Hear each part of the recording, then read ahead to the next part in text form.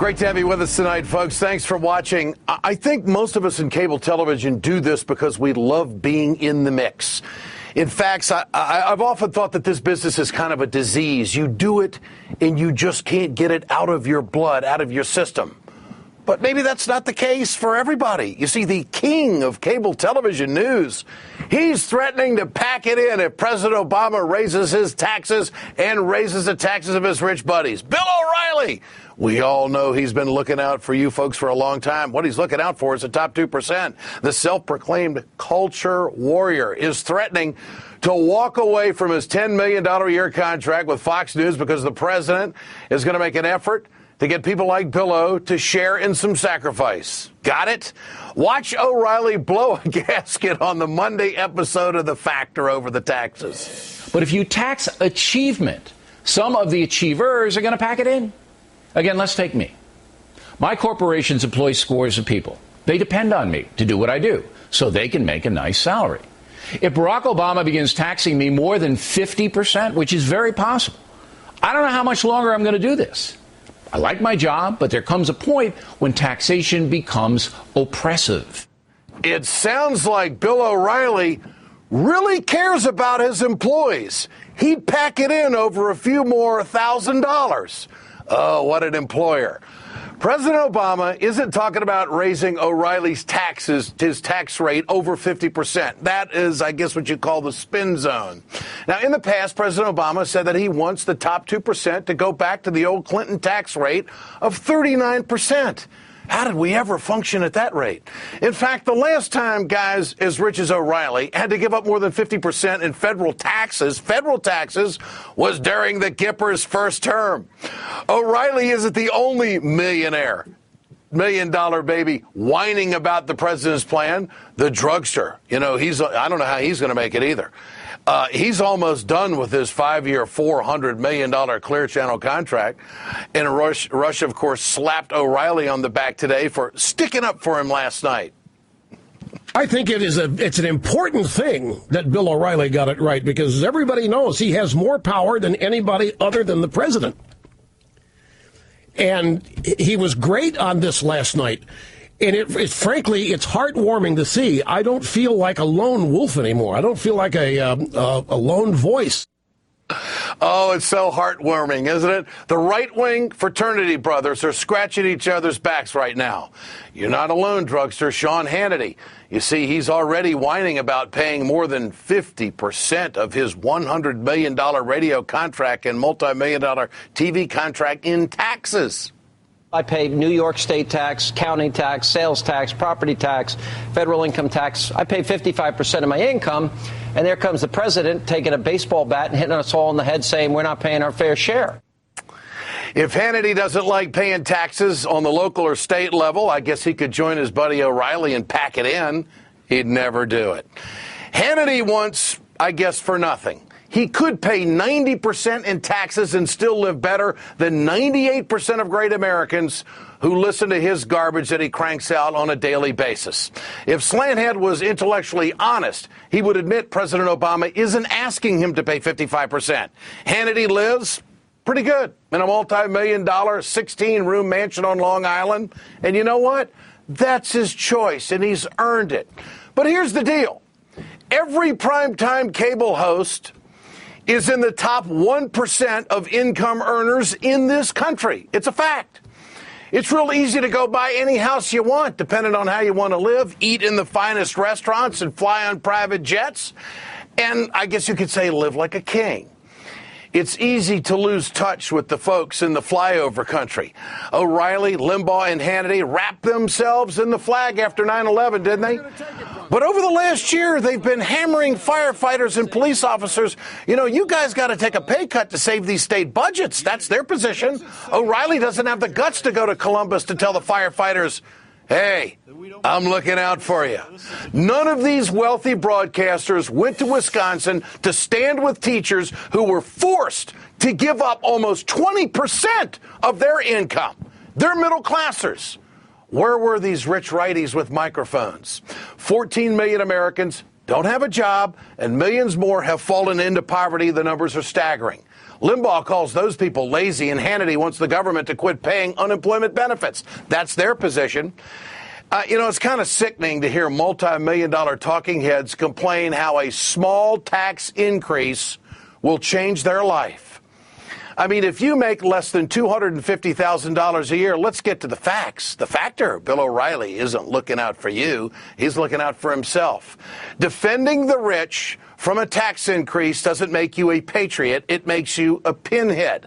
Now, over 1,000 great Americans have signed the petition that we've asked you to sign on MSNBC.com, on ed.msnbc.com, to raise O'Reilly's taxes, okay? To see if he'll really quit. I find it selfish. I find it amazing. And I think that they're on display for every American to see that maybe they really don't have the character to serve it up for America. In the midst of disaster, when it's a great media story and the firefighters are there, or the police officers are there, and of course they vilify public educators all the time, when it comes to stepping up and doing something for them, it's always conditional. But when it's time to step up for the wealthy, you can always count on those rich broadcasters to be there. 39%. Is it that tough?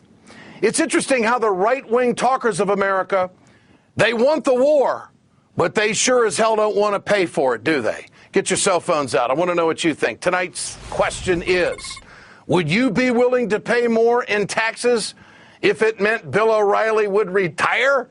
Text A for yes, text B for no to 622-639, and you can always go to our blog at ed.msnbc.com. We're bringing the results later on in the show. Now, joining me tonight is Eric Burns, Democratic strategist and founder of Bullfight Strategies. David Cay Johnston, also with us tonight, author of the book Free Lunch, and columnist for Reuters, and Mike Papantonio, host of the Ring of Fire radio show. Mike, I got to ask you right away. You've been successful in your profession for a long time. How in the heck did you ever make it when you were paying 39%? How in the heck did you ever survive when you were paying 39%? It's a good thing that those tax cuts were there so you could make it, right, buddy?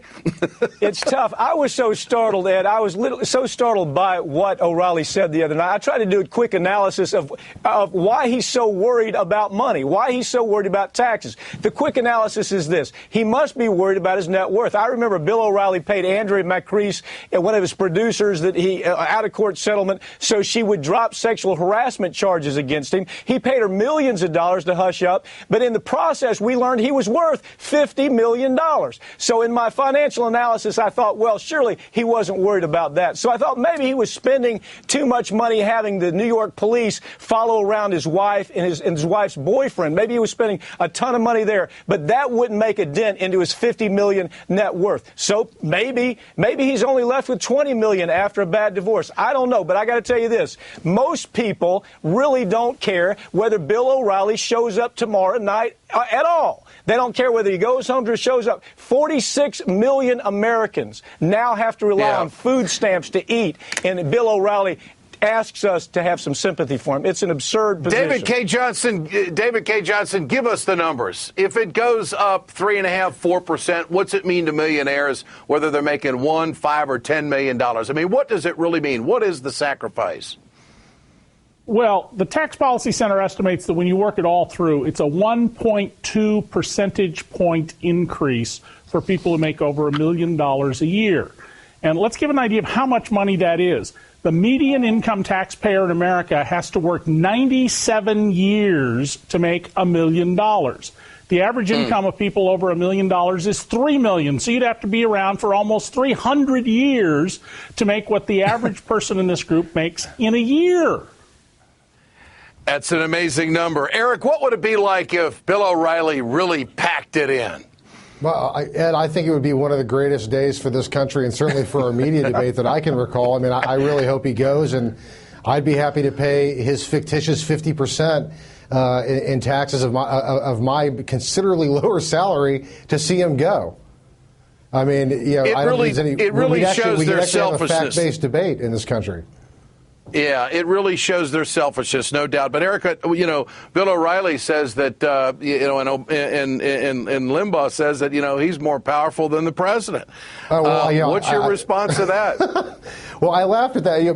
Maybe 5 years ago that was true, but I think Glenn Beck last year showed us how not powerful, Bill O'Reilly is, and he's just kind of bloviating the usual stuff that he does, Ed. But, what's really, really insidious about this is this whole class warfare attack. I mean, Limbaugh made this reference to the fact that he doesn't want to go it alone. He's not going it alone. Paul Ryan on the Sunday shows invoked the class warfare argument 5 times before Obama had even come out and given this speech. This is about dividing the country, and it's frankly it's a coded racial attack, which we've seen so many times from the right. It's about dividing Obama and the Democrats from the middle class in this country, all while these guys are advocating, devouring the middle class and destroying it. Mike, how tough of a sell is this going to be for the Obama supporters to go out there and say that 98% of the American people aren't going to be affected by this? I mean, it was on the local news tonight here in Minneapolis. I mean, it's the millionaire's tax. Everybody's talking about it. The president's obviously got the country talking about it. But is this going to be a heavy lift, a hard sell? What do you think? I think it's going to be. I think it's going to be something he has to talk about. And I think if you say it enough, people start hearing it. When you say it one time, it goes over their head. He's smart enough to understand right now. This is the issue, Ed. This is the issue. You can call. They want to call it class war. It's class genocide, is what it is. It's class genocide, and the millionaires and the billionaires in corporate America have won this war. He has to remind America this isn't class war. It's class genocide, and the only way to correct it is to help America dig its way out from underneath this war rubble that the Republicans have left us with. Look, he's at his best right now. He's on message. If he'll do that these next 13 months, he'll have the presidency in his hand. Divide from the, I don't mean divide the country, but divide these crybaby millionaires from the rest of the country and make us understand really what they're about. And David K. Johnson, part of the platform of the president moving forward with this new economic initiative is to reform the tax code and get the corporations to pay more at a different rate. Would the country be better off if we were to lower the corporate tax rate and take away the write-offs? Would there be a gain? Would there be more money coming into the Treasury? Well, it would be better off if we did this for manufacturers, not for bankers and speculators who are big beneficiaries of tax breaks, but for manufacturers who have to deal in the physical world, yes. And Ed, this plan the president has a very clever trap in it for the Republicans. The president's plan would give everyone with a job a tax cut next year. Every employer in America would get a tax cut. There'd be a huge one-year write-off for any new capital equipment by companies. The Republicans vote against this, the very things they have said they want. Imagine how that's going to be used against them in a campaign, especially if they won't even bring it up for a vote in the House because they're afraid of what will happen. So that's the thing to watch, is this very clever trap the president has set out for the Republicans in the first year of this bill, 2012. All right. Eric Burns, David K. Johnson, Mike Papantonio, always a pleasure. Great to have you with us tonight. Remember to answer tonight's question there at the bottom of the screen. You can see it. We want to know what you think. The president's plan gives Democrats in the House and Senate a clear opportunity to stand behind him to take it to the American people. When we come back, Congresswoman Maxine Waters and Senator Sherrod Brown join me, and later, funding family vacations with tax dollars, comparing gays to alcoholics, and meeting in private with Rupert Murdoch. It's just another week in Rick Perry's America. Stay with us. We're right back.